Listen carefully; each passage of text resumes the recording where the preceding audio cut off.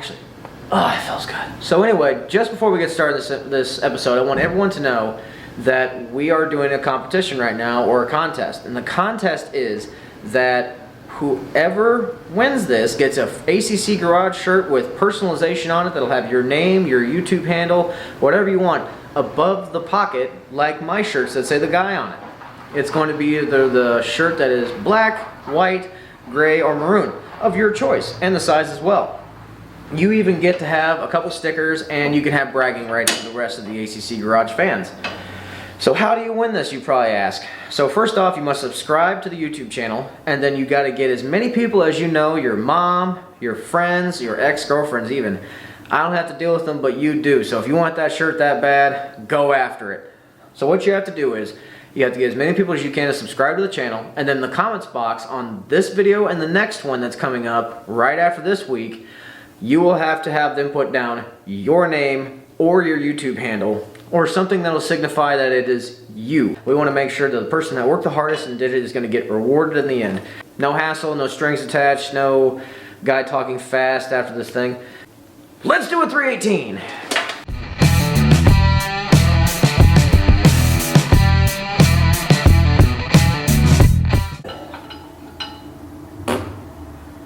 On this episode, what we're going to do is tear apart this 318 down to the short block. That's what we're going to start at, 'cause that's what the time we have for. You'll also get to see the beginning of this video. I go and get the engine and bring it back to the facility we're going to use for. Also, check out our new bitchin' flag back here. Good morning, everybody. So today, we are starting our first and second project of ACC Garage. Now, the first build we're going to be doing is actually helping out by building an engine for Project Shelly.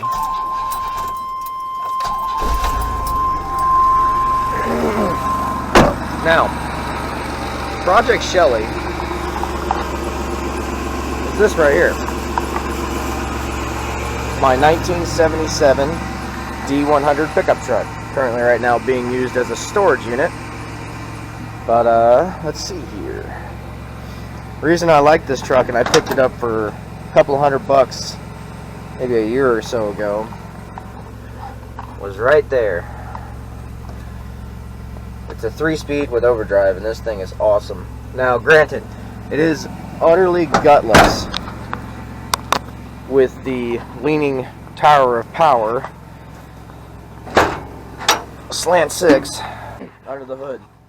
Now, you probably remember this truck being called Joe Dirt in the Good Guys episode, and in the Good Guys episode, I was using the nickname that the previous owner used, but I decided to give this truck a different name. As you heard, I'm calling it Shelly now, because just kind of in memory of a old dog I had.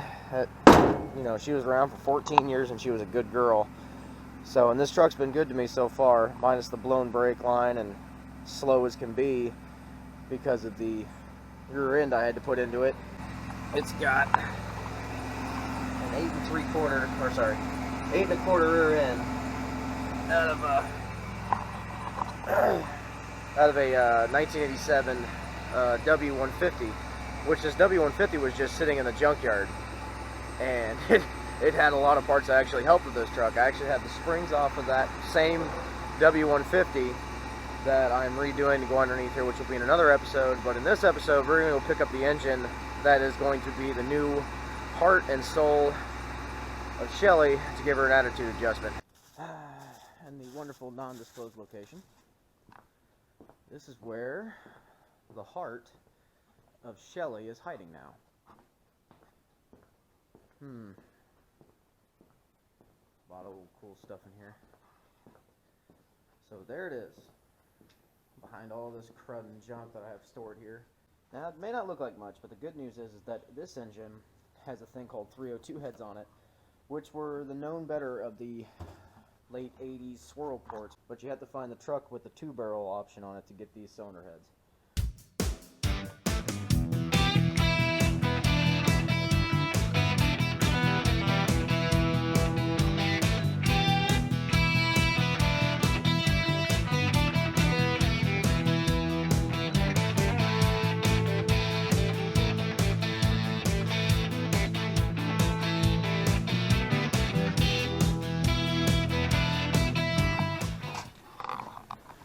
got the strong guys here. Y'all can do it, right?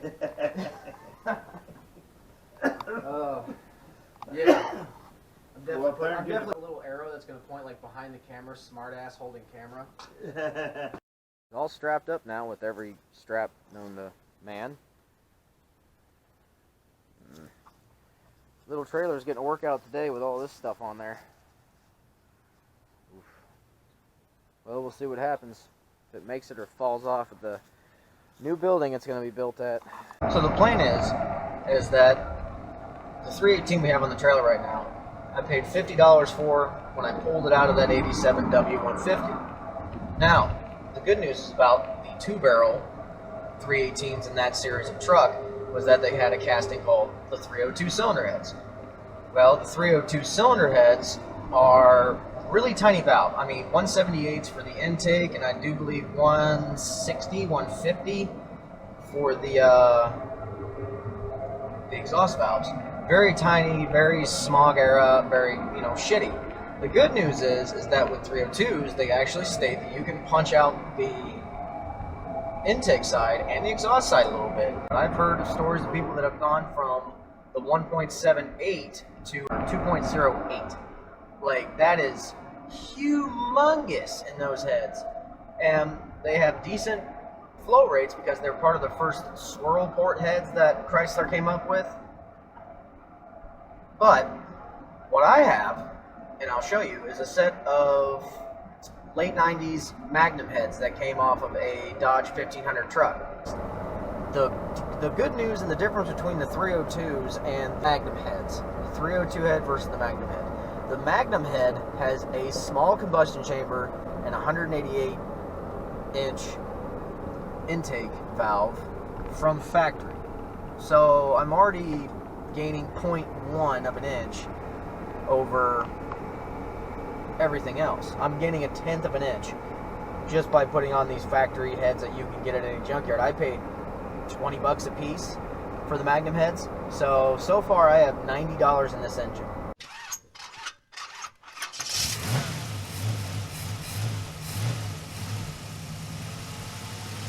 So the first thing we're going to do is we're going to tear off all the front components, the air pump, the fan, and this is my buddy Trey. You've seen him before, I do believe.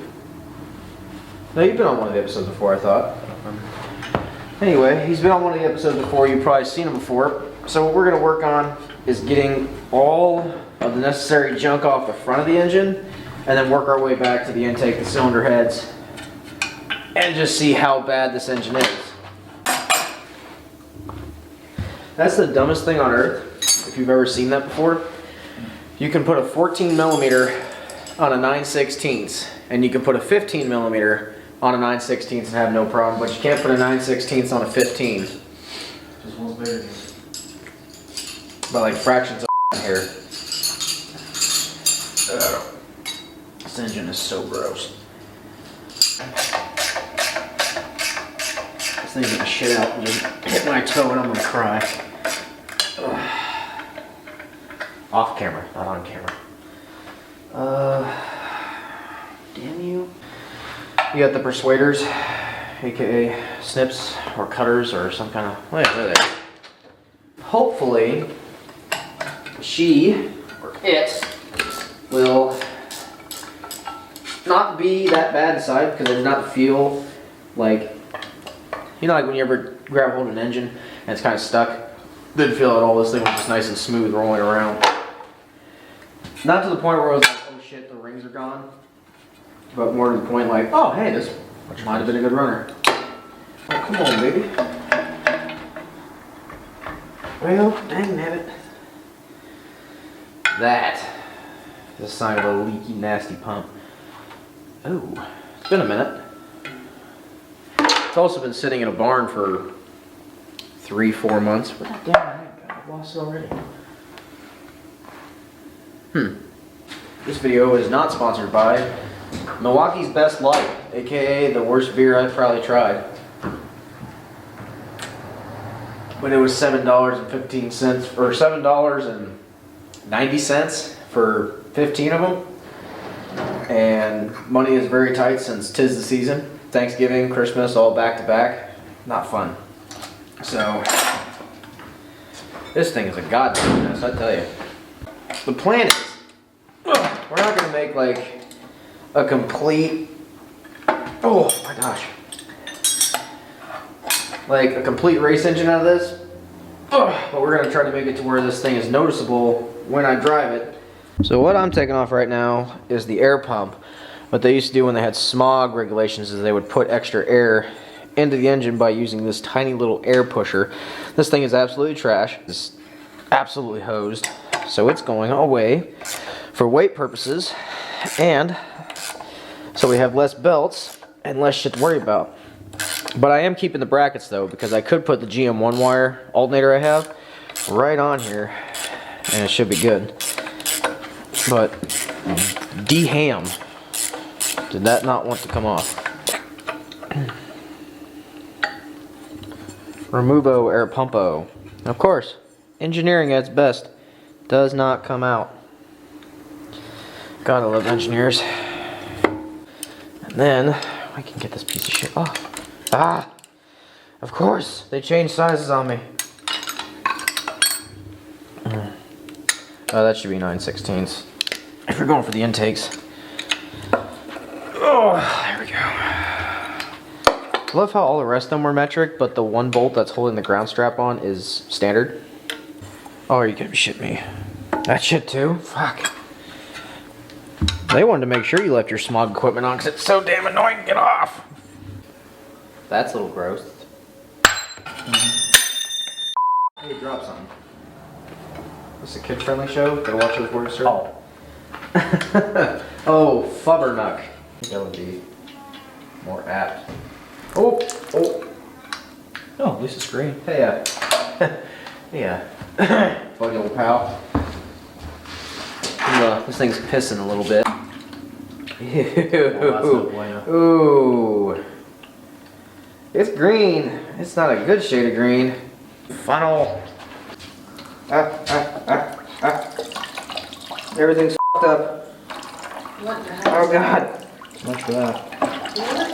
Oh God. Oh Jesus. Just have to pee. I know. Between the cold and then that noise, it's like.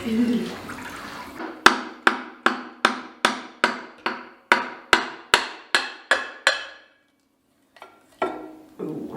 Yay! It's not as bad as I thought it would be. It's fairly. Yeah, it doesn't look bad. Like, bearing feels good. It's not slopping around. That actually feels good.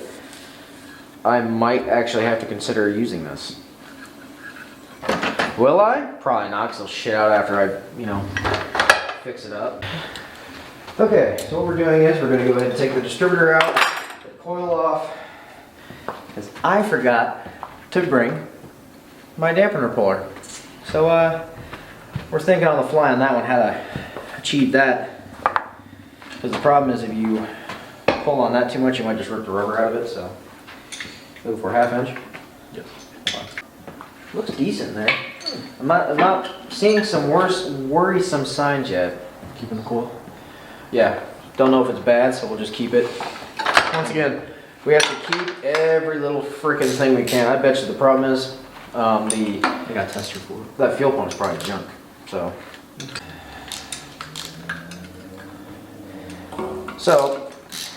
what you're going to see next is that we're going to take the valve covers off. We're going to see how bad the valve train is. I'm not seeing, like, here's the thing, like, everything is looking okay. Like, there is some... I found some Shrek shit on this. Like, what I mean by Shrek shit. Can you see it? Ready? It is like the consistency of like mashed peas and petroleum jelly. That's like shit. Horrible combination. That is, so this would be actually no, it's this side that had the piece on it. It would actually heat up, so it actually would release the choke. I do believe this is EGR, which is garbage. Trash, we're gonna throw it away. So put these over here. Okay, we'll take the valve covers off and then we'll take the intake manifold off. So that should be 7/16.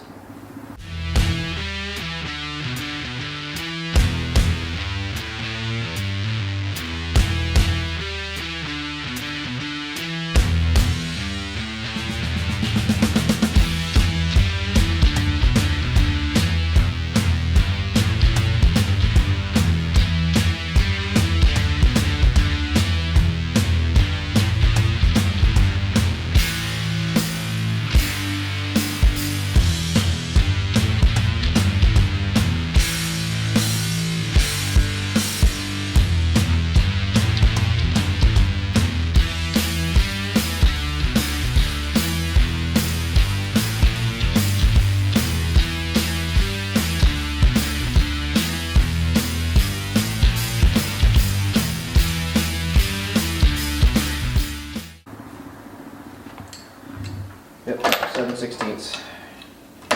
You can get the outer ones with a wrench, but you can't. Maybe might be able to.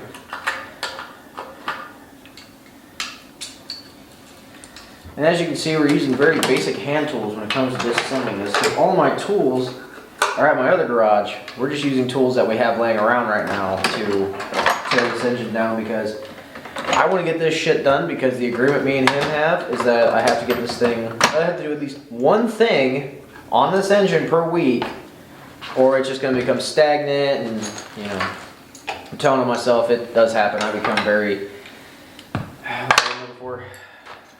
lacking when it comes to building projects because I just get scatterbrained and forget it exists and then just move on to something else because I'm just a horrible person. But as soon as I get these off, I will show you the number I was talking about in the other video about saying these are 302 heads and explain what I meant by 302. On top of the valve cover it does say 153. That has nothing to do with it, to my knowledge. It'd be nice if I could just walk up to a valve cover and say, oh, 153s, oh yeah, I definitely want those. But someone could switch a valve cover sticker like that. So, come on, give me your goodness. Thank you. The only bad part is, the bolt patterns for a, oh, well, hot damn. Yeah, gross. These are rocker shafts. That's cool. I expected them to be that style. But hey, they're still a rocker pedestal. That's cool. Rocker shaft. So instead of having like shaft. yeah, I was gonna say it's not like a small block Chevy where you have all of the studs popping through all of them. They just pivot on that same piece, which actually they state those are better for racing. But that's really to the eye of the beholder, you know. So.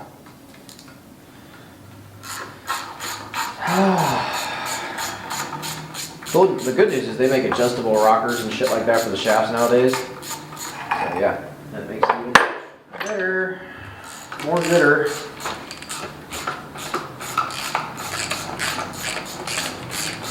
As valve cover's almost off, and then I can get you in here and show you that says 302.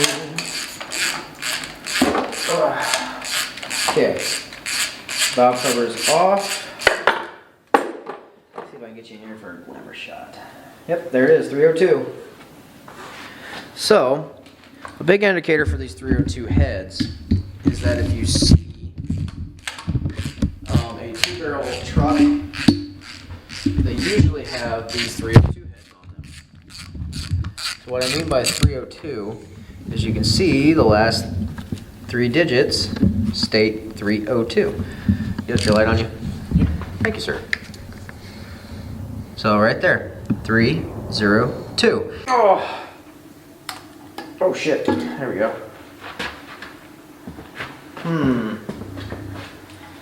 That right there is the only. That's good. Just broke right up.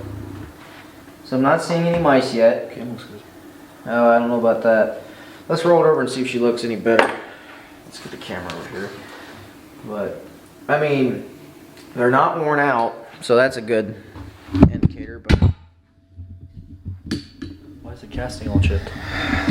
that's 1980s Chrysler for you. So they just punched it out so you can see it.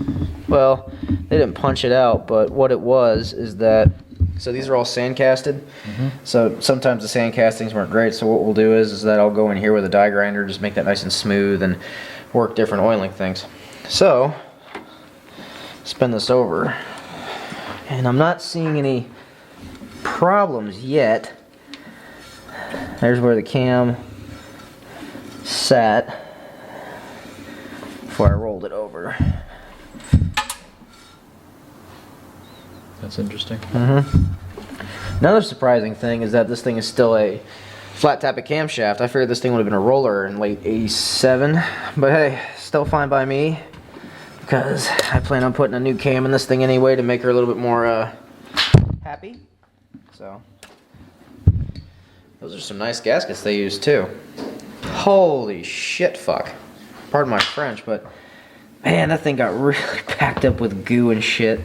That's horrible. Ugh. That's trash. But yeah. So the valve train looks good. I mean, everything when it comes to this area, it looks fine, minus this little rust spot here if you can see it, but that was just caked on shit there, and it doesn't have a lot of sludge in it, and I don't see any bent push rods yet. So, man, we might have stumbled across a nice engine. Now, another big difference with these push rods is that these, I think these oil through the shaft, I do believe.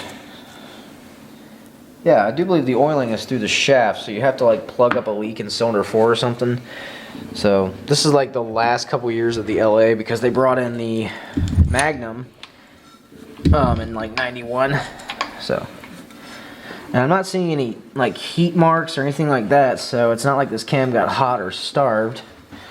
Maybe a little something right there, but yeah, she looks good. Let's get the heads off, see how grand the cylinder bores look like. That makes me worry.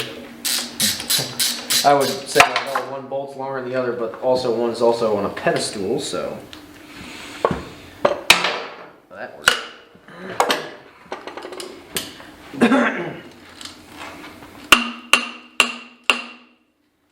It's already starting to separate because if you keep these on, it'll actually use the pressure from this to push up the head. Take these off, don't you? Nope. Oh, bad day. Looks like carbon. Very well could be. Either way, this cylinder bore is the only like really rough guy. It's not like pitted rust. Mine's not off yet. Well, I'm being optimistic over here. So, the tops of these pistons actually don't look bad either. Hammer? Hammer, hammer, hammer. Here you go. Hammer. Oh, what's that? A little assist in here. Oh, this one. This one? So I'll give you a little assisty hands. Whoops. Hammer. Yeah, the hammer good? Here, I'll give you a little assisty hands. Did you get all 10? Missed another one. Watch all of a sudden just whoop. There. Shut up. It just like, all I saw was just like daylight on all sides, like, oh damn. Oh, there's some chunky stuff on that side. Go ahead. Okay. So here's what I'm bitching about. That hole looks okay. That hole looks okay. A little bit of shit on top, which is fine. Rusty. Like cylinder bore rust and everything. There must have been a valve hanging open. But the head doesn't show any like signs of really much indication of a valve hanging open. It's this one right here that was on the same hole. But there's not much indication that the valve was open. So, I don't know. It's kind of weird. Look at yours. Let's take it at your side, bud. What we got here? Okay. Uh-oh. Rust. Go ahead and rotate it. Ooh.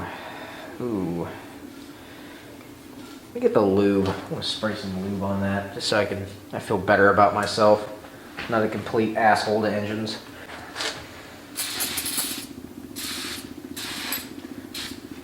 I'm just glad I'm seeing all of the holes move, not just one like. Also, that's why this thing was in the junkyard. I don't see any like indications of like a blown head gasket or anything like that.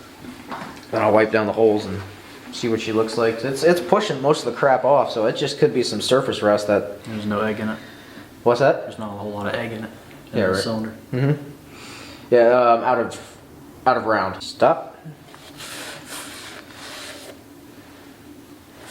Oh yeah, she's gonna need to be. There's gonna need some dinkle ball hone in here. Oh man, she is like effortless. That just doesn't feel like there's any kind of bearing lag or anything. Yeah, granted, there's no cylinder heads on it. There's nothing to give resistance, but that is nice. But the thing about these engines where they were made for, they call them the blue collar racing engine because nobody wants them. Everyone wants the 360 and they just don't want the Pioneer 318, but these things are plentiful, they're cheap, and you can usually swap out 360 parts on here. Is it worth putting 360 parts on it? No, because sometimes the combustion chambers are way bigger. So it just makes it not worth. Oh yeah, it's got bigger valves, but now you have an like 7-to-1 compression piece of shit.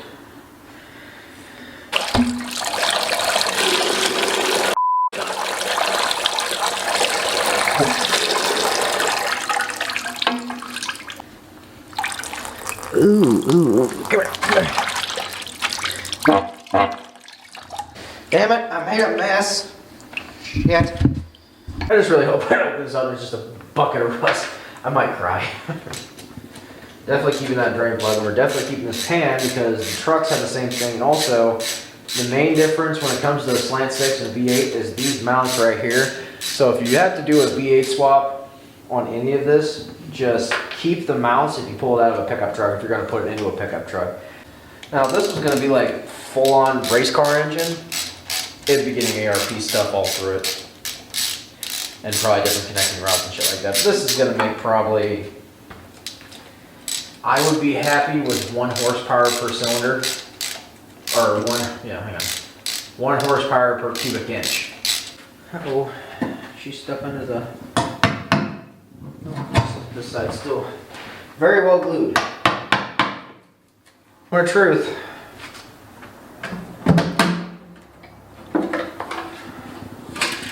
Oh, I thought that was like a fuzzy creature that was, ooh, sludgy. Seeing some nice nutshells in there. Some sludge and some unfortunate milkshake. Okay, damage control. What do we got? Also, best thing about Chryslers, screw in. So it's really hard to like lose a pump even though this part's in there. That is just 7 shades of nasty.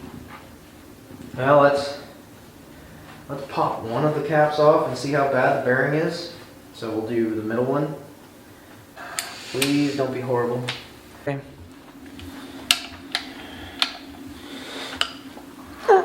Oh man.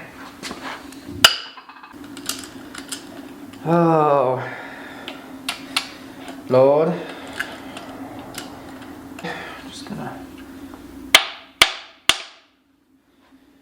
Right.